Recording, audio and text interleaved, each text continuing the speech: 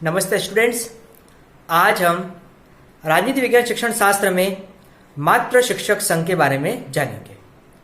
मातृ शिक्षक संघ यानी कि माताओं का एक ऐसा संघ, महिलाओं का एक ऐसा संघ जो विद्यालय स्तर पर आयोजित किया जावे और बालिकाओं का शिक्षा में उन्नयन और उनके सामाजिक विकास के लिए इस संघ का आयोजन किया जाना चाहिए। इससे पूर्व हमने शिक्षक अभिभावक संघ के बारे में पढ़ा था कि शिक्षक और अभिभावक दोनों का संघ होना चाहिए और दोनों मिलकर बालकों के विकास के लिए कार्य करें। अब हम इस मातृ शिक्षक संघ के अंतर्गत बालिकाओं के जो शैक्षिक उन्नयन है, उनके सामाजिक विकास है, उसके बारे में जानेंगे। शुरू से ही देखा जाता है कि बालिकाओं को शिक्षा के प्रति इतना जागरूक नहीं किया जाता और उनका शिक्षा के विकास के लिए जो आधार है उसको स्थापित नहीं किया जाता। लेकिन ऐसा नहीं होना चाहिए। आज बालिकाओं को भी शिक्षा के लिए समान जो स्थान है और समान जो उनका आधार है वो उनको प्रदान किया जाना चाहिए। बालिकाओं को शिक्षा के प्रति जागरूक किया जाना चाहिए और समाज में उनके उन्नयन और विकास के लिए जो मार्ग है उसका निर्माण किया जाना चाहिए।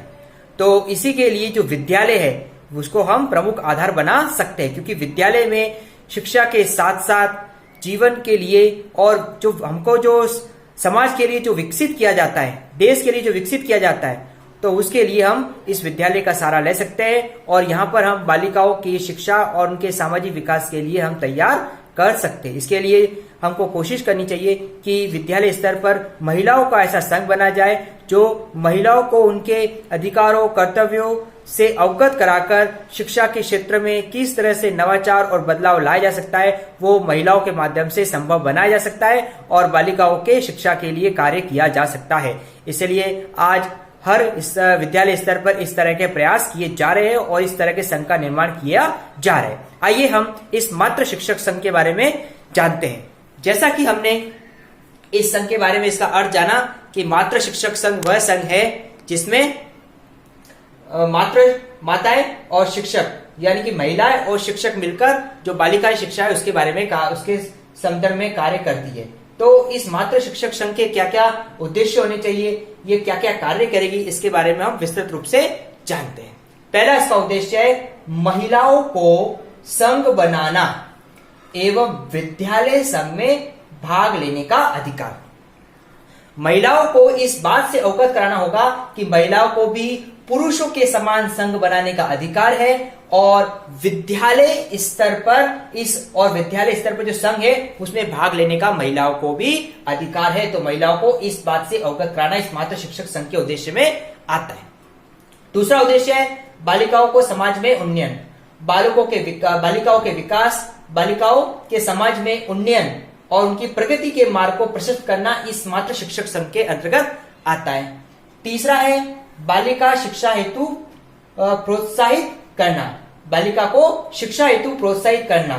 मातृ शिक्षक संघ के माध्यम से महिलाओं को और माताओं को उसके लिए प्रोत्साहित किया जाता है शिक्षा के लिए। तो वह माताएं अपनी जो बालिकाएं होती है, अपनी लड़कियां होती है, उनको शिक्षा के लिए प्रोत्साहित कर सकती है और उनको शिक्षा के क्षेत्र में आगे बढ़ा सकती है और उनके विकास का मार्ग प्रशस्त कर सकती है। अगला है माताओं को शिक्षा के प्रति जागरूक करना। माताओं को भी शिक्षा के प्रति जागरूक करना होगा।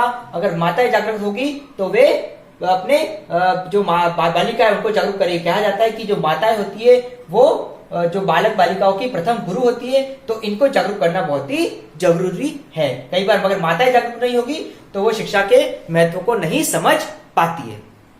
अगला है बालिकाओं का चहुमुखी विकास। बालिकाओं का चहुमुखी विकास इस संघ का उद्देश्य है कि उनका सर्वांगीण विकास करना, उनको चारों ओर से इनका जो उनके विकास के लिए जरूरी है उनका पूर्ण रूप से विकास करना इस संघ के अंतर्गत आता है, ताकि वो भविष्य के लिए अपने विकास का एक मार्ग प्रशस्त कर सके। अगला है नवीन शैक्षिक योजनाओं के संचालन व क्रियान्वयन में महिलाओं का योगदान।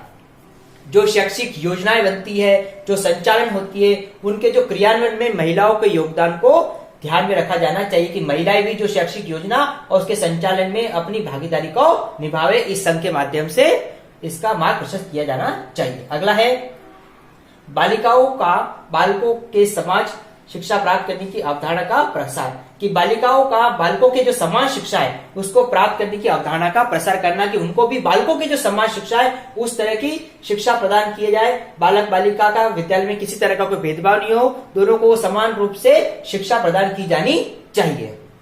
अगला है विद्यालय गतिविधियों एवं विकास में महिलाओं का सहयोग। जो विद्यालय की जो गतिविधियां होती है, चाहे शैक्षिक गतिविधि के अलावा जो सह शैक्षिक गतिविधियां होती है, उनमें महिलाओं की भागीदारी होनी चाहिए। और विद्यालय विकास में क्या क्या कार्य होने चाहिए, उन कार्यों में भी महिलाओं को शामिल किया जाना चाहिए, इस संघ के उद्देश्य के अंतर्गत आता है। अगला है महिलाओं को शक्ति अधिकार का ज्ञान।